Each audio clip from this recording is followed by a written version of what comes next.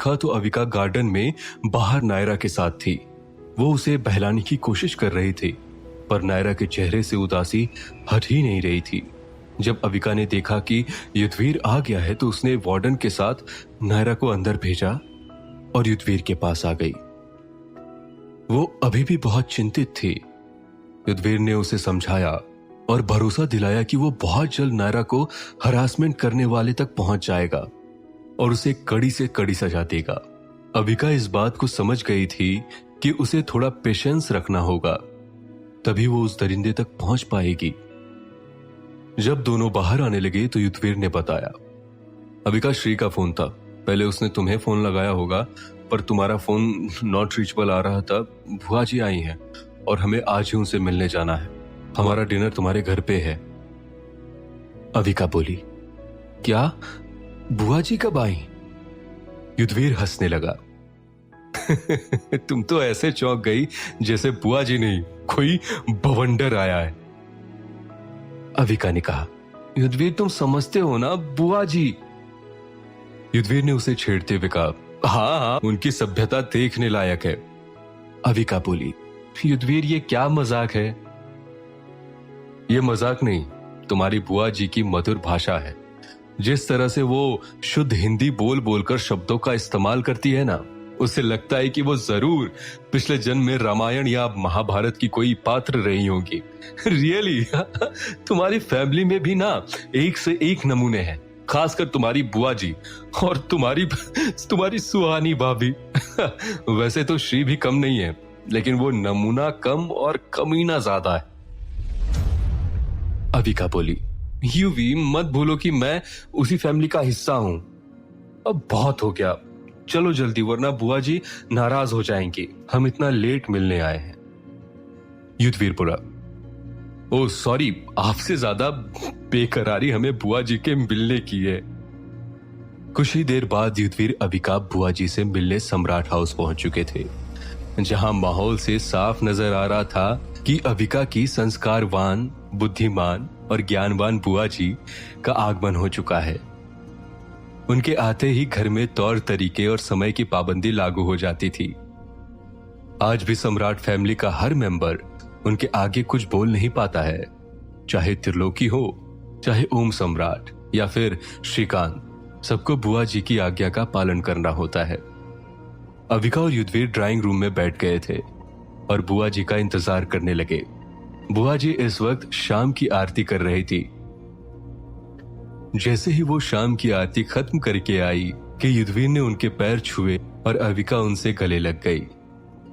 उन्होंने ध्यान से युद्धवीर और अविका को देखते हुए कहा, खुश रहो, ईश्वर तुम दोनों की जोड़ी 7 जन्मों तक प्यार के बंधन में बांध के रखे।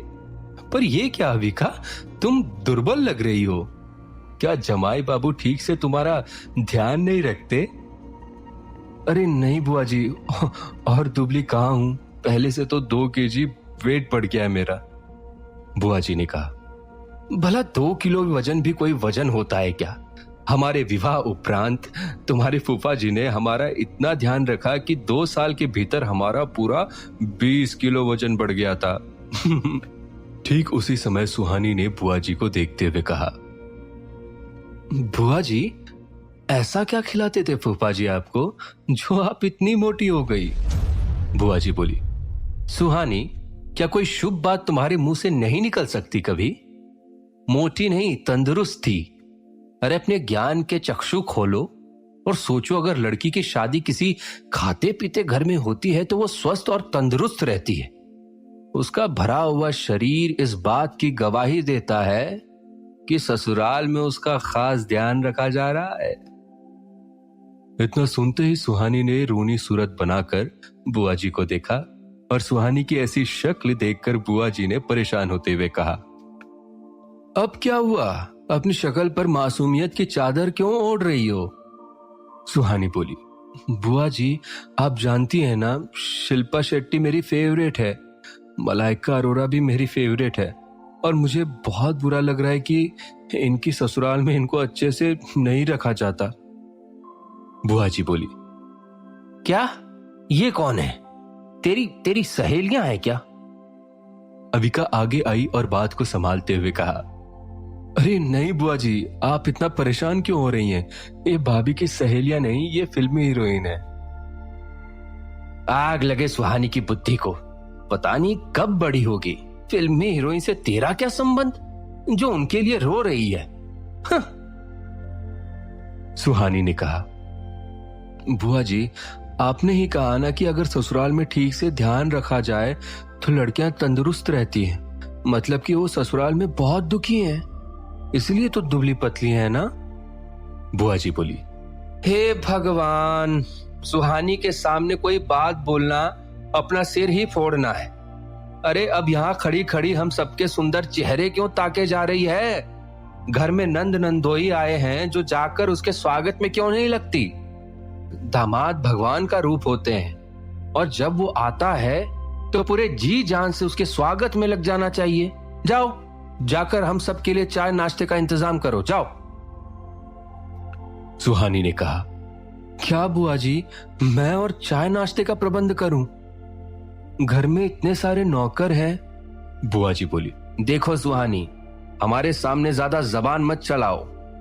तुम जानती हो ना, हम नौकर के हाथ का भोजन कभी नहीं खाते। जब तक हम यहां पर हैं, हमारे लिए भोजन तुम पकाओगी। ये सुनकर ही सुहानी के चेहरे पर 12 बज गए थे। क्या मैं? क्यों? क्या तुम मंगल ग्रह से आई हो जो तुम्हें भोजन पकाना नहीं आता? मैं जितना कह रही हूं उतना करो। मेरे लिए ढोकले फाफड़े और अदरक वाली चाय लेकर आओ, जाओ। और हाँ, अविका और जमाई बाबू के लिए भी उनका मनपसंद नाश्ता बनाओ, और ये सब तुम बनाओ की। पर बुआ जी, मेरे नेल्स। क्या मतलब? ये मेरे नेल्स खराब हो जाएंगे। ये सही कहा, बड़े नाखून में हमेशा मैल भरा रहता है, इसलिए जाकर सबसे पहले अपने नाखूनों को काटकर साफ करो। ना रहेगा बांस, ना बजेगी बांसुरी। मतलब बुआ जी, ये बांसुरी कहां से बीच में आ गई? अरे अक्ल की दुश्मन, हमारे कहने का मतलब है कि जब तुम्हारे नाखून ही नहीं रहेंगे तो उसमें मैल नहीं रहेगा, और ना ही वो खराब होंगे। नाखून से भोजन खराब होता है। एक गृहिणी को हाथ हमेशा साफ सुथरे और नाखून कटे हुए रखने चाहिए। सुहानी रोनी सूरत बनाकर किचन में चली गई और बुआ जी मुस्कुराते हुए अविका के पास बैठ गई। सुहानी के जाते ही अविका ने बुआ जी की आंखों में देखते हुए कहा, बुआ जी, आप जानती हैं ना कि भाभी का किचन से 36 का आंकड़ा है। अरे खाना बनाना तो दूर, वो तो खाना लेने तक किचन नहीं जाती तो इतना सब कुछ कैसे बनाएंगी?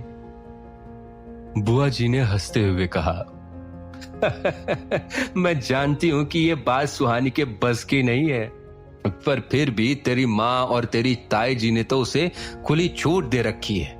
वो जैसे करती उसकी हाँ में हाँ मिला देती है। पर एक बहू की जिम्मेदारी का भार तो उसे उठाना ही होगा। भला कब तक बच्ची बनी रहेगी? अरे अब उसकी उम्र बच्चे पैदा करने की हो गई है। शादी को 3-4 साल हो चुके हैं। मैं तो इतने में 2 बार गर्भवती हो चुकी थी। अच्छा वो सब छोड़ो, तू बता कि तू मुझे बुआ नानी कब बना रही है? मैं अपने मायके में आकर मायके का वंश बढ़ता हुआ देखना चाहती हूँ, पर तूने और सुहानी ने तो जैसे कसम खा रखी है कि मेरी खुशियों तक मुझे पहुंचने ही नहीं देगी। जब तक तू मुझे खुशखबरी नहीं सुना देती, मैं तो यहां से नहीं जाऊंगी। तभी अविका ने धीरे से बुआ के कान में कहा, बुआ जी, फिर तो जब तक आप जाएंगी नहीं तब तक वो परेशान रहेंगी। और प्रेगनेंसी, उसको लेकर तो उन्हें पहले से ही चिंता हो जाती है कि उनका फिगर खराब हो जाएगा। बुआ जी बोली, हे राम, ये सुहानी भी ना मैं देखती हूं कैसे नहीं करती है बच्चा पैदा। तभी युद्धवीर ने धीरे से बुदबुदाया, बुआ जी, अरे आपके देखने ना देखने से क्या होगा? बच्चा पैदा तो सुहानी भाभी और वेद भाई को करना है। बुआ जी ने मुस्कुराते हुए कहा, क्या कहा दामाद जी आपने? कुछ नहीं, कुछ भी तो नहीं। युद्धवीर थोड़ा सा घबराते हुए बोला, नहीं मतलब हमारे कानों में कोई ध्वनि तो गई है। आपने कुछ तो कहा है।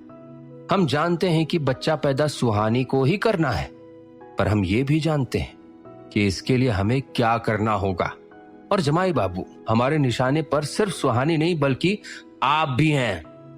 हमें नानी बुआ नहीं बनाना है। बुआ जी के इस बात पर युद्धवीर अपना सर खुजाते हुए नीचे देखने लगा। कुछ देर बाद बुआ जी ने आवाज लगाई, सुहानी बहू, नाश्ता बनाना शुरू किया कि नहीं? जब कोई जवाब नहीं आया तो बुआ जी ने अविका और वेद की मां की तरफ देखते हुए कहा, विद्या, सविता, तुम दोनों ने तो जैसे अपनी बहुओं को बल्कि घर के हर सदस्य को खुली छूट दे रखी है। जिसका मन जिस दिशा में जाने को करता है, सब अपनी जगह भाग जा रहे हैं। अरे तुम दोनों ग्रह लक्ष्मी हो, इस घर की मालकिन हो, तुम्हें सबकी लगाम कस के रखनी चाहिए, खासकर सुहानी की। 4-5 साल से हम देख रहे हैं उसका बचपना नहीं जा रहा है। अरे अगर हम यहाँ होते तो 4 साल का पोता या पोती इस आंगन में खेल रहे होते। तभी विद्या ने परेशान होते हुए कहा, इसमें हम क्या कर सकते हैं? हमने 1-2 बार सुहानी से कहा है कि अब उसे फैमिली के बारे में सोचना चाहिए, पर आप तो जानती हैं कि उसका स्वभाव, जब देखो फैशन, ब्यूटी पार्लर, शॉपिंग, बस इन्हीं चीजों का भूत उस पर सवार होता है। जब भी सुहानी से कुछ कहो उल्टा ही जाती है। बुआ जी बोली, अरे विद्या, तुम कब बहू से सास बनोगी? अगर सुहानी में पर लग गए हैं और वो बिना मर्जी के, बिना मतलब के उड़े जा रही है तो उसकी लगाम खींचो। और अगर वो पोते पोतियों का मुंह दिखाने के मूड में नहीं है और अपनी ही धुन में चली जा रही हैं तो उसकी लगाम खींचकर समझाओ कि उसे इस वंश को वारिस देना ही होगा। सविता ने कहा, जी, अब जब आप आ गई हैं तो आप ही समझाइए ना। हम क्या कहें सुहानी से कि वो हमारी बात मान जाए। बुआ जी ने रौब से कहा, तुम्हें हम क्या समझाएंगे? 5 सालों में तो तुम कुछ नहीं समझ पाई। अब तो सुहानी को हमें अपने तरीके से समझाना पड़ेगा। उसके नेत्र हम ही खोलेंगे, बस तुम देखती जाओ। ये कहते हुए बुआ जी विद्या और सविता को खुसुर फुसुर करते हुए कुछ समझाने लगी थी। थोड़ी ही देर बाद अस्ती-व्यस्ती सुहानी हाथ में ट्रे लेकर किचन से बाहर आ गई।